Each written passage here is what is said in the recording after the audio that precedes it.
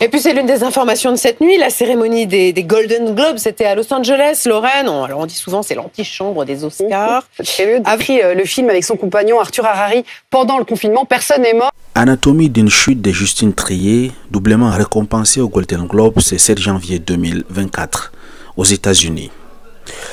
Vous vous rappelez dernièrement à Cannes, en 2023, elle avait remporté la Palme d'Or. Mais suite à son discours critiquant la réforme des retraites, elle n'avait pas reçu des félicitations venant du président de la République.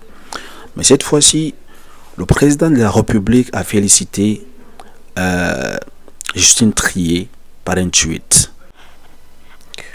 Fier de voir le cinéma français récompensé aux Golden Globes, félicitations à Justine Triet, aux acteurs et à toute l'équipe du film Anatomie d'une chute. Emmanuel Macron. Suite donc au tweet du président de la République Emmanuel Macron, beaucoup de personnes ont critiqué cette action. Parmi ces personnes, nous avons Philippe Erlin qui a tweeté, je cite, « Quelle duplicité ! Justine Triet a dénoncé la réforme des retraites après avoir reçu la Palme d'Or à Cannes. Résultat, aucune félicitation de toi et du gouvernement. Et là, tu cours après son succès aux États-Unis. Bouffon tragique. » Cette année, le pays a été traversé par une contestation historique, extrêmement puissante, unanime, de la réforme des retraites. Cette contestation a été niée et réprimée de façon choquante. Et ce schéma de pouvoir dominateur de plus en plus décomplexé éclate dans plusieurs domaines. Évidemment, socialement, c'est là où c'est le plus choquant, mais on peut aussi voir ça dans toutes les autres sphères de la société, et le cinéma n'y échappe pas. La marchandisation de la culture que le gouvernement néolibéral défend est en train de casser l'exception culturelle française.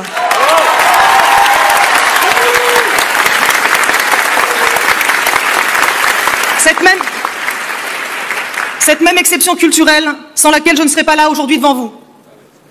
Ce prix, je le dédie à toutes les jeunes réalisatrices, à tous les jeunes réalisateurs, et même à ceux qui aujourd'hui n'arrivent pas à tourner. On se doit de leur faire de la place, cette place que j'ai prise il y a 15 ans, dans un monde un peu moins hostile, et qui considérait encore possible de se tromper et de recommencer. Chers amis, lorsque je lis certaines personnes, j'ai mal au cœur. Il y a des personnes qui sont là, c'est comme si leur vie c'est juste pour critiquer les gens au fait. Emmanuel Macron n'avait pas félicité Justine Triet lors de la Palme d'Or à Cannes. Les gens ont critiqué. Aujourd'hui, il a félicité cette dame. Les gens lui traitent de, je ne sais pas, double jeu. Finalement, qu'est-ce que veulent ces personnes? Déjà, lorsque vous observez un peu le style de langage qu'a utilisé ces personnes, il est méprisant envers son président. Même si vos opinions politiques sont différentes, il faut quand même respecter le président de la République. Il n'est pas un simple citoyen. Je ne suis pas en train de lui défendre. Mais avoir le respect pour son prochain, ça fait partie des bonnes mœurs, d'une bonne éducation. Lorsque vous n'êtes pas d'accord avec une personne, vous n'êtes pas obligé d'insulter cette personne, de vous adresser à cette personne d'une manière incivique. Et je me demande, si ces enfants lisent ces genres de tweets, que vont-ils donc penser de ce monsieur? Il y a beaucoup de personnes qui agissent de la sorte. Imaginez-vous, la fonction du président de la République demande beaucoup de choses. Il ne peut pas féliciter tout le monde à chaque instant. Sinon, il ne pourrait pas accomplir ses tâches. Donc, à un moment donné, il faut savoir quand critiquer et quoi critiquer. Il ne faut pas se rendre ridicule en voulant critiquer tout et n'importe quoi. Sincèrement, ces genres d'attitude, c'est à bannir. Les personnes dotées d'une intelligence ne critiquent pas de cette façon. Ils critiquent lorsque c'est nécessaire. Voilà. Qu'est-ce que vous voulez que ce président il fait alors?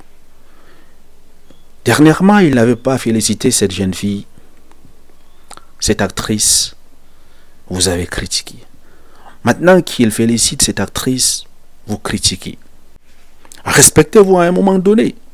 Donc il faut savoir faire la part des choses entre la critique et les injures. Il faut se respecter. C'est comme ça que moi je vois les choses. Après, lorsque les étrangers de l'extérieur regardent comment le peuple traite son président, comment est-ce que vous voulez qu'on respecte le pays? Donc c'est l'image de la République, c'est l'image de la France qui est gâtée à l'extérieur. On dira qu'à l'étranger, les Français ne respectent pas leur président. Lorsque vous voulez critiquer quelqu'un ou quelque chose, rassurez-vous de le faire avec des raisons acceptables. Ne le faites pas juste comme ça parce que tout le monde critique le président. Parce que vous vous rendrez ridicule comme ce monsieur. Voilà.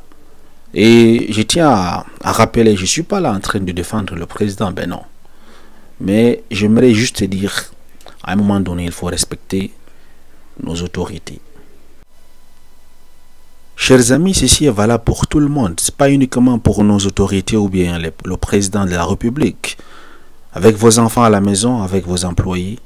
Si vous les critiquez à chaque fois de tout et de n'importe quoi, vous finirez par perdre vos employés ou bien par créer une distance entre vous et vos enfants. Imaginez-vous un parent qui critique tout, j'ai dit tout, de ce que son enfant fait, que ce soit du bon ou du mal. Cet enfant va vous fuir. Vous allez voir qu'une distance s'est créée entre vous et votre enfant et vous n'allez pas comprendre. Vous allez accuser son âge. Vous direz que cet enfant est en train de devenir adulte. C'est pour cela qu'il s'éloigne de moi. Ben non, c'est parce que vous êtes dur avec lui. C'est parce que vous critiquez cet enfant. La même chose avec l'employé. Même si l'employé a peur de vous, parce qu'il a peur que vous le renvoyez.